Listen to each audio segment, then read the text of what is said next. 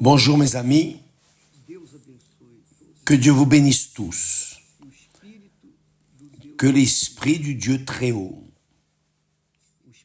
le Saint-Esprit, l'Esprit de la Sainte Trinité, l'Esprit de Dieu vienne conduire notre méditation et illuminer notre compréhension,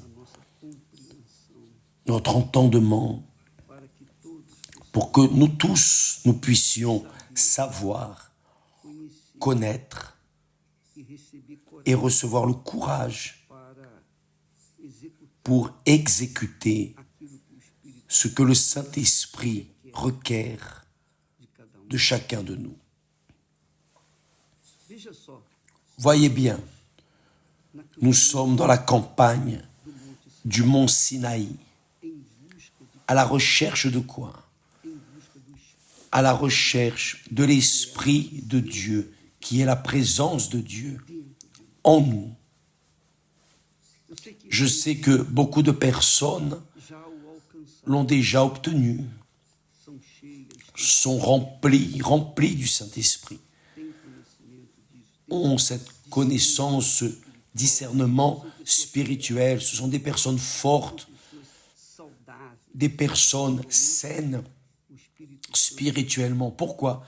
Parce que le Saint-Esprit les guide, les oriente, les dirige. Mais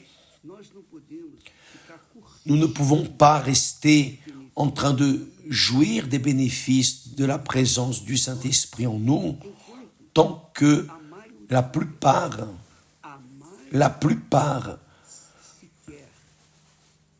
ne le connaissent même pas. Les personnes ont des connaissances, oui, de ce qui est écrit dans la parole de Dieu. Ont des informations bibliques, les évangiles, ont des informations théologiques, ont de vastes connaissances de la parole de Dieu, mais n'en ont pas la compréhension. Le Saint-Esprit est l'esprit de compréhension. C'est lui qui nous donne l'entendement, qui ouvre notre entendement pour que nous puissions le comprendre. Donc, pensons à ces personnes qui ne l'ont pas encore. La campagne du mont Sinaï est extrêmement importante. Et ce que nous voulons dire à ces personnes, c'est qu'il ne sert à rien de prendre possession des bénédictions de la terre promise ici dans ce monde sans prendre possession ou sans être possédé par l'esprit de la bénédiction qui est le Saint-Esprit. N'est-ce pas? Parce que toutes les conquêtes que nous obtenons dans ce monde ont un délai, ont une date de péremption. Le mariage, la famille, la santé, l'argent, le succès, les réalisations personnelles, tout ce que nous, êtres humains, pouvons conquérir dans ce monde, qui est la terre promise de ce monde, ont une date de péremption. Mais il existe une bénédiction, il y a une bénédiction qui est pour toute l'éternité. C'est le Saint-Esprit. Être possédé par l'Esprit de Dieu. L'Esprit de Dieu est l'Esprit du Seigneur. L'Esprit de Dieu est l'Esprit de connaissance. C'est l'Esprit de compréhension. C'est l'Esprit de crainte de l'Éternel. C'est l'esprit de vie. C'est l'esprit qui a conduit Jésus durant toute sa vie.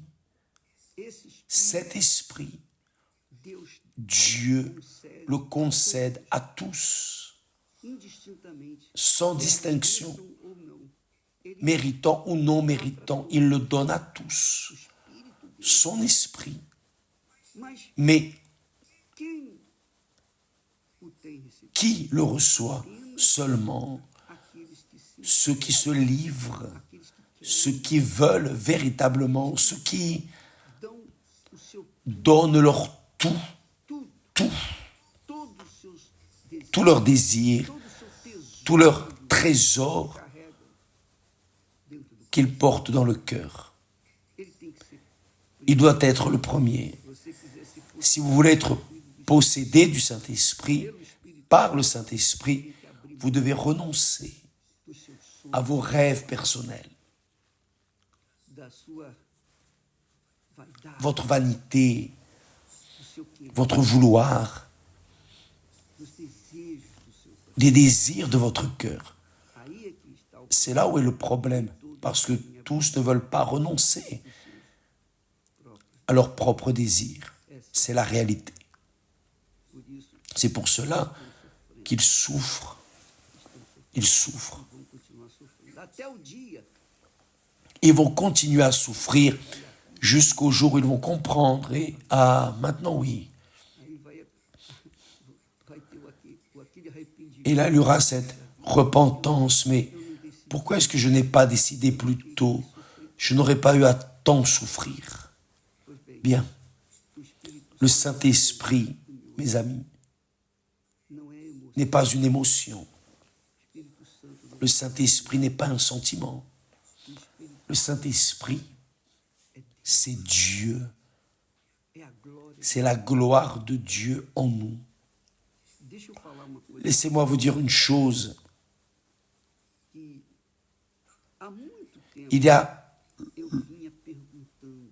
longtemps, depuis longtemps, je me demande que voudrait dire, que signifierait Jésus être appelé fils de l'homme? Fils de l'homme, pourquoi pas fils de Dieu? Non, il est aussi appelé fils de Dieu, mais souvent on parle de fils de l'homme, fils de l'homme, fils de l'homme. Le Seigneur Jésus lui-même s'est identifié comme le fils de l'homme.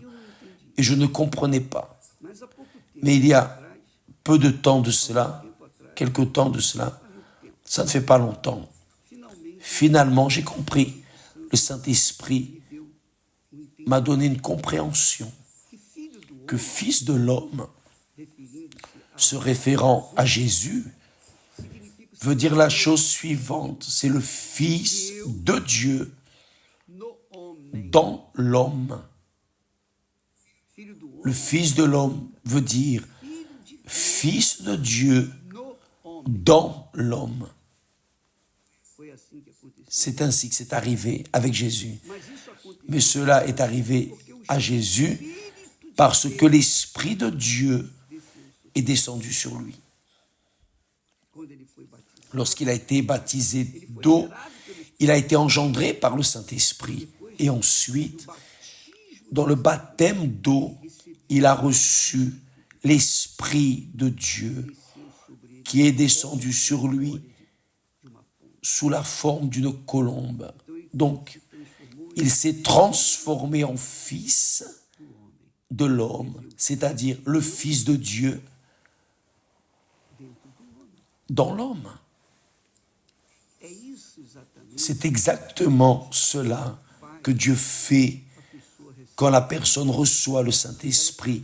Elle devient fils de l'homme, c'est-à-dire fils de Dieu dans l'homme, dans l'être humain, dans la chair.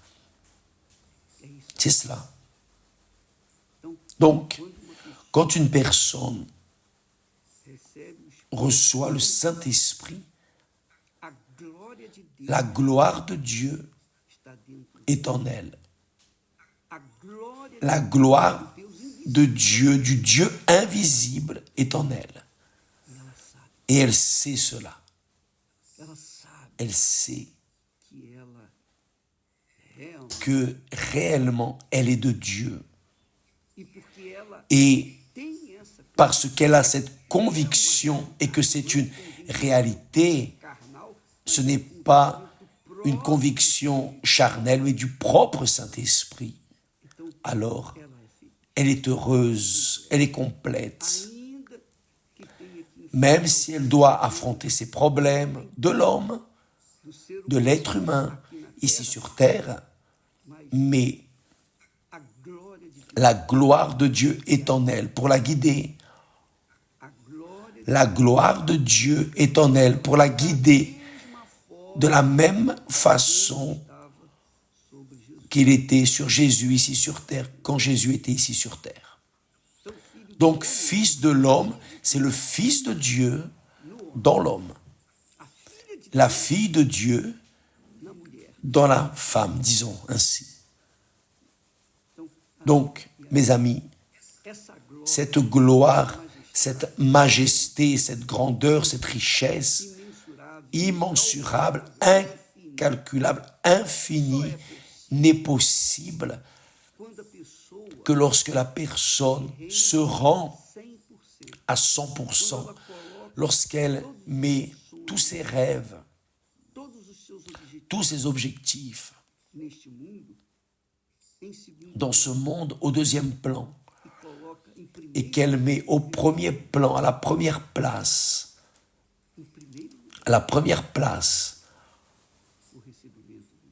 recevoir le Saint-Esprit qui est Dieu en elle. Si vous, mes amis, participez à cette campagne, allez avec cette compréhension. C'est Dieu en vous. Et une fois Dieu en vous, tout ce dont vous avez besoin de savoir en plus, tout ce dont vous avez besoin, tout ce dont vous nécessitez dans ce monde, l'Esprit de Dieu va vous conduire et vous serez une personne complète. C'est ce que Jésus a dit. Jésus a dit cela. Cherchez premièrement le royaume et la justice de Dieu. Donc, si vous l'avez déjà, alors, oh mon Dieu, je l'ai, j'ai conscience, ton esprit testifie à mon esprit que je suis fils de l'homme, fils de Dieu. Donc, vous allez dans vos conquêtes personnelles au deuxième plan. Mais si vous ne l'avez pas encore reçu, le Saint-Esprit, alors, mes amis, vous savez cela aussi, n'est-ce pas? Oui ou non? Parce que la Bible enseigne, la parole de Dieu enseigne que quand la personne a le Saint-Esprit lui-même témoigne, confirme en elle qu'elle l'a. Elle reste convaincue, mais pas seulement convaincue, mais les fruits, son caractère, sa conduite, sa manière d'être, sa vision. Parce que quand la personne n'a pas le Saint-Esprit, sa vision est pour son intérieur, ses désirs, ses convoitises, ses rêves, ses réalisations. Mais quand elle reçoit le Saint-Esprit, elle cesse de regarder vers elle, vers son intérieur, pour regarder son prochain, pas seulement ses êtres chers, mais son prochain, toutes les personnes, car elle a les yeux de Dieu, et les yeux de Dieu sont pour toutes les personnes. Les yeux de Dieu ne sont pas pour soi-même, les yeux de Dieu sont pour toutes les personnes. Regardons toujours les personnes. Et il veut les utiliser pour atteindre ces personnes avec sa sainte parole. Donc, quand la personne a le Saint-Esprit, elle cesse d'être égoïste. Elle cesse d'être ou de vivre, de penser à elle-même et à sa famille.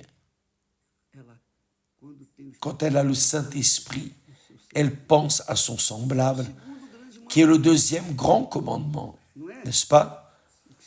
Le deuxième grand commandement, semblable au premier. Et tu aimeras ton prochain comme toi-même.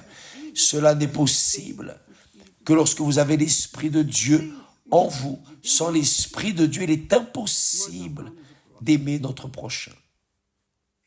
C'est impossible. Impossible. Tout comme quand la personne n'a pas le Saint-Esprit, il est impossible d'adorer Dieu en esprit et en vérité. On peut l'adorer dans l'émotion du moment. Nous pouvons l'adorer au moment où nous avons une atmosphère propice à cela, dans une église par exemple. Mais quand on sort de l'église, si la personne n'a pas le Saint-Esprit, elle va penser à sa vie. Et même dans l'église, elle adore. Si elle n'a pas le Saint-Esprit, elle adore pour adorer. Elle adore pour adorer. Elle adore parce que toutes les autres personnes sont en train d'adorer aussi. Mais ce n'est pas une adoration que Dieu veut. Dieu est esprit. Et il est nécessaire que l'adoration qui lui est rendue soit en esprit, c'est-à-dire le Saint-Esprit lui-même dirigeant notre louange vers lui. Notre adoration, le Saint-Esprit lui-même inspirant, nous enseignant à prier. C'est cela. Jésus a dit, Dieu est esprit et il faut que ceux qui l'adorent en esprit et en vérité. Ce n'est pas dans la chair, ce n'est pas dans l'émotion, ce n'est pas dans le sentiment, mais en esprit et en vérité. Donc, cette campagne d'Israël, cette montée vers le mont Sinaï, ou de l'aller au mont Sinaï, et pour chercher la présence de Dieu. Oh Dieu, je ne peux pas vivre dans ce monde sans le Seigneur.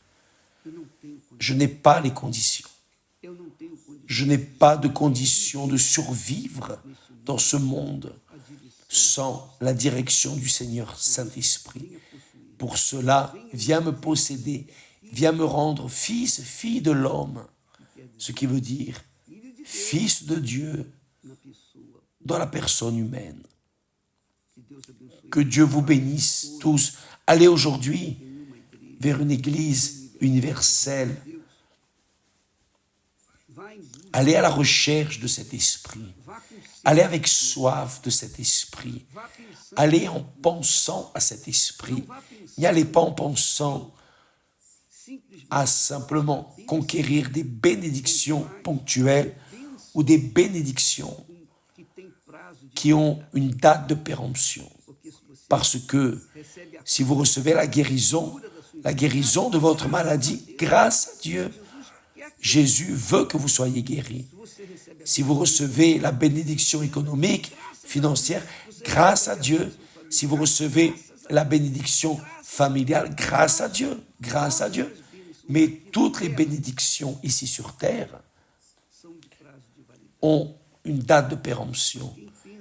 Mais qui pense, qui est intelligent, qui est sage, pense, non, je veux la bénédiction éternelle, de la vie éternelle, qui est le Saint-Esprit. Que Dieu vous bénisse tous. Allez à l'église, allez à une église, à la recherche du Saint-Esprit, à l'église universelle. Tous les pasteurs, les ouvriers, les auxiliaires, nous tous, nous sommes focalisés dans cette foi. Donc, lorsque vous irez, allez avec cet intérêt et allez avec soif d'eau de la vie éternelle. Que Dieu vous bénisse tous et à demain. Grâce à Dieu.